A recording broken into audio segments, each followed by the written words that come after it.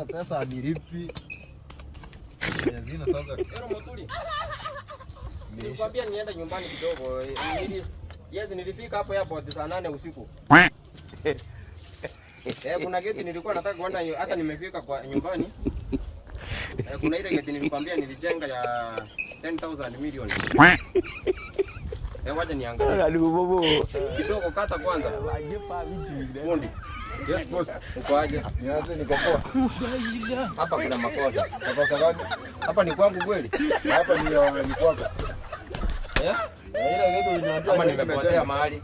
Hapa ni kwako. Hapa kweli? Sawa. Sasa na ile geti uliniambia nikakutumia milioni 100. Iko wapi? Na hii? Kuna zile blogs uliniambia unachangia kwani iko wapi? Sinaona ni mbao iko hapa. Bwana, hii geti ndio imekula hiyo milioni 100 zako za nilinipigia. Sasa pamoja nipige simu kwanza kwa polisi. Umeenda? Kumanina.